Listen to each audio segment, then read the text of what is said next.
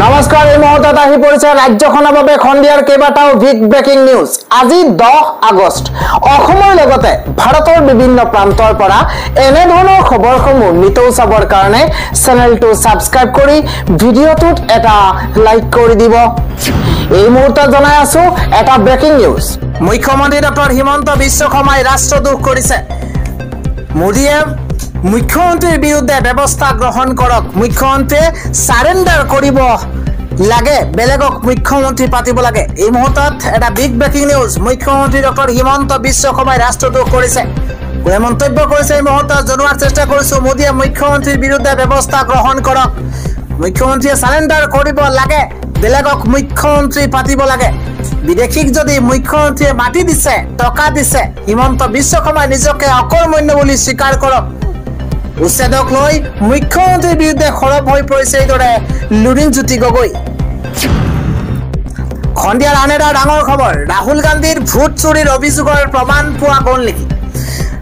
এটা গুৰুত্বপূৰ্ণ খবৰ, বিজেপিৰ হৈ নিৰ্বাচনী আয়োগে ভোট চুৰি কৰা বুলি বিস্ফোৰক অভিযোগ ৰাহুল গান্ধীৰ। বিজেপিৰ হৈ নিৰ্বাচনী আয়োগে ভোট চুৰি কৰা বুলি বিস্ফোৰক অভিযোগ ৰাহুল গান্ধীৰ। কৰ্ণাটকৰ মহাদেৱপুৰৰ এটা 10-15 বৰ্গ ফুটৰ ঘৰক লৈও চাঞ্চল্যকৰ অভিযোগ উত্থাপন হৈছে। এটা গুৰুত্বপূৰ্ণ খবৰ, 10-15 বৰ্গ ফুটৰ ঘৰটোতে 80 জনকৈ ফুটাৰ। কৰ্ণাটকৰ মহাদেৱপুৰৰ মুনু ৰেড্ডি গাৰ্ডেনৰ হাউচ নম্বৰ 35, সেই 15 ফুটৰ ঘৰটোত থকা 80 জন লোকে ভোট দিয়ে নিৰ্বাচনত। ৰাহুল গান্ধীৰ এই অভিযোগৰ পাছতেই ৰাষ্ট্ৰীয় সংবাদ মাধ্যমত উপস্থিত হৈছিল সেই ঘৰটোত, আৰু ৰাহুল গান্ধীৰ অভিযোগৰ দৰে উদ্ধাৰ কৰা হৈছিল সেই ঘৰটো। উক্ত ঘৰটোত কোনো ভোটাৰ নেদেখিলে সাংবাদিকে। ঘৰটোত যিজন ব্যক্তি আছে সেইজন প্ৰকৃততে পশ্চিমবংগৰ। ঘৰটোৰ মালিক এজন বিজেপিৰ সদস্য। ৰাহুল গান্ধীৰ ভোট চুৰিৰ অভিযোগৰ প্ৰমাণ পোৱা গ'ল নেকি, সেয়া প্ৰশ্ন উত্থাপন হৈছে। আন এটা খবৰ, মঞ্চৰ পৰাই গৌৰৱ গগৈয়ে হুংকাৰ দিছে, এইবাৰ যুঁজ এখন হ'ব, এইবাৰ আমি যুঁজিম, আমি জিকিম। যোৱা 5টা বছৰে অসমৰ পৰা এটাও ভাল বাৰ্তা ভাৰতলৈ নগ'ল। দুখীয়াৰ ঘৰ ভাড়া, বিজেপি নেতাৰ কেলেংকাৰী, এইবোৰেই অসমৰ পৰা যোৱা বাৰ্তা। মুখ্যমন্ত্ৰী ডক্টৰ হিমন্ত বিশ্ব শৰ্মাৰ বাবে হেনো সভাপতি হ'ল গৌৰৱ গগৈ। মঞ্চৰ পৰাই এই মুখ্যমন্ত্ৰীক ধন্যবাদ, এইবাৰ গৌৰৱ গগৈ। আন এটা খবৰ, অখিল গগৈ ৰাজনৈতিক জীৱনৰ পতন আৰম্ভ হৈছে। 2026ত অখিল গগৈ শিৱসাগৰ সমষ্টিৰ পৰা জিকিব নোৱাৰে। জাতীয় জনগোষ্ঠীয় দল সংগঠনক অপমান কৰা মানেই অখিল গগৈ ৰাজনৈতিক জীৱনৰ পতন ঘটা। অখিল গগৈৰ দৰে আমি সন্দেহযুক্ত লোকক কাষত লৈ সংগঠন কৰা নাই, এই মন্তব্য জাতীয় সংগ্ৰামী সেনা অসমৰ কেন্দ্ৰীয় সভাপতি চিতু বৰুৱাৰ।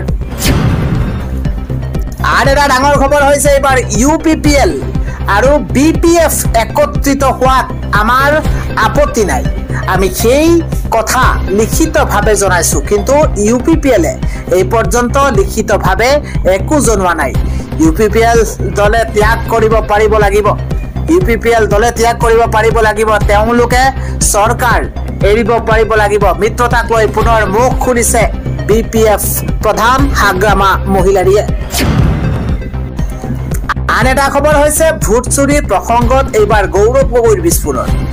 সাধাৰণ ৰাইজৰ পৰা লুকাই কিয় এই কাম কৰিছে নিৰ্বাচন আয়োগে? বিজেপি আৰু নিৰ্বাচন আয়োগৰ কথা ৰাইজে ধৰিব পৰা নাই বুলি ভোট চুৰিৰ প্ৰসংগত এইবাৰ মন্তব্য গৌৰৱ গগৈ। সন্ধিয়াৰ পৰৱৰ্তী ডাঙৰ খবৰ, ৰাজপথত এইবাৰ মৃত্যুৰ কিৰিলি। ভয়ংকৰ দুৰ্ঘটনাত থিতাতে 2 গৰাকী লোক নিহত হোৱাৰ বিপৰীতেই 2 গৰাকী লোকৰ অৱস্থা সংকটজনক। ৰাজ্যত আকৌ সংঘটিত হৈছে ভয়ংকৰ দুৰ্ঘটনা। নিশাৰ ৰাজপথত মৃত্যুৰ কিৰিলি। এবাৰ ৰয়েল এনফিল্ড আৰু স্কুটিৰ মাজত প্ৰচণ্ড খুন্দা আৰু তাৰ পাছতেই ভয়ংকৰ ঘটনা। দুৰ্ঘটনাত হঠাতে প্ৰাণ হেৰুৱাইছে জিন্তু দাস আৰু ধীৰাজ মালি নামৰ যুৱকৰ। ভয়ংকৰজনক অৱস্থাত হস্পিটেলত ভৰ্তি কৰোৱা হৈছে পাখি কলিতা আৰু জ্যোতিষ দাসক। পলাশবাৰীৰ ৰাণী তিনিআলি পথত এই দুৰ্ঘটনা সংঘটিত হৈছে বুলি জানিব পৰা গৈছে। আন এটা খবৰ হৈছে ২৬ৰ নিৰ্বাচনৰ পূৰ্বেই শক্তি প্ৰদৰ্শন এবাৰ কংগ্ৰেছৰ মানকাছাৰত এক বৃহৎ ৰেলী ২০২৬ৰ নিৰ্বাচনৰ পূৰ্বে শক্তি প্ৰদৰ্শন কংগ্ৰেছৰ জিলা পৰিষদ জয়ৰ পাছতে কংগ্ৰেছৰ বৃহৎ ৰেলী গুৰুত্বপূৰ্ণ খবৰ শ শ কংগ্ৰেছ নেতা কৰ্মী অংশগ্ৰহণ কৰিছে বৃহৎ ৰেলীত দাবিক নিউজ জনোৱাৰ চেষ্টা কৰিছো শ শ কংগ্ৰেছ নেতা কৰ্মী অংশগ্ৰহণ কৰিছে বৃহৎ ৰেলীত দক্ষিণ খালমৰা মানকাছাৰ জিলাৰ নৱনিৰ্বাচিত জিলা পৰিষদৰ সভানেত্ৰীক ৰেলীৰে আদৰণি জনোৱা হৈছে আৰু প্ৰথমবাৰৰ বাবে কাকৰিপাৰা জিলা পৰিষদৰ পৰা সভানেত্ৰী নিৰ্বাচিত হোৱাত কংগ্ৰেছ কৰ্মীৰ আনন্দ উল্লাস ২০২৬ৰ নিৰ্বাচনৰ পূৰ্বে শক্তি প্ৰদৰ্শন কংগ্ৰেছৰ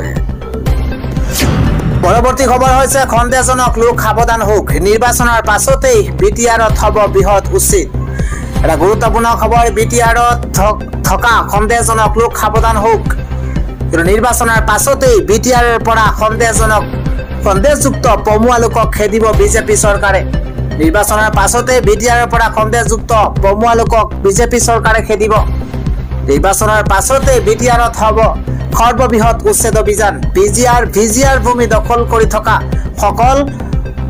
থকা সকলক কৰা হ'ব উচ্ছেদ নহয় বিটিআৰ কোনো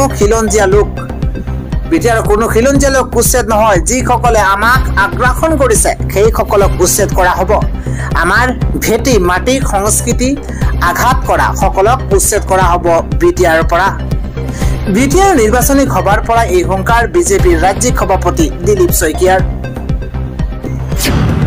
আন এটা খবৰ প্ৰশাসনৰ জেচিবিয়ে এবাৰ তছনছ কৰিছে মাদ্ৰাছা মছজিদ বৃহৎ উচ্ছেদ অভিযান এই মুহূৰ্তত তিনিচুকীয়াৰ মছজিদত চলিছে প্ৰশাসনৰ বুলডোজাৰ প্ৰশাসনে জেচিবি লগাই ভাঙিছে অবৈধভাৱে নিৰ্মাণ কৰা মাদ্ৰাছা মছজিদ এটা গুৰুত্বপূৰ্ণ খবৰ কিছু মুহূৰ্তৰ পূৰ্বেই অবৈধভাৱে খোলা মাদ্ৰাছাৰ খবৰ লাভ কৰা গৈছে আৰু ভাঙি তছনছ কৰা হৈছে শিলচৰৰ পৰা গৈ নিশাটোৰ ভিতৰতে জহিৰুল আলমে খুলিছিল মাদ্ৰাছা আৰু শিলচৰৰ পৰা গৈ নিশাটোৰ ভিতৰতে জহিৰুল ইছলামে খুলিছিল মাদ্ৰাছা হিন্দু মুছলমানৰ সম্প্ৰীতি অঞ্চলত বিষবাষ্প বিয়পিয়াৰ অভিযোগ উঠিছিল জহিৰুলৰ বিৰুদ্ধে উত্তেজিত ৰাইজে জবাবদিহি কৰিছিল শিলচৰৰ পৰা যোৱা জহিৰুল আলমক আৰু প্ৰশাসনেই জেচিবি লগাই ভাঙিলে অবৈধভাৱে নিৰ্মাণ কৰা মাদ্ৰাছা আৰু মছজিদ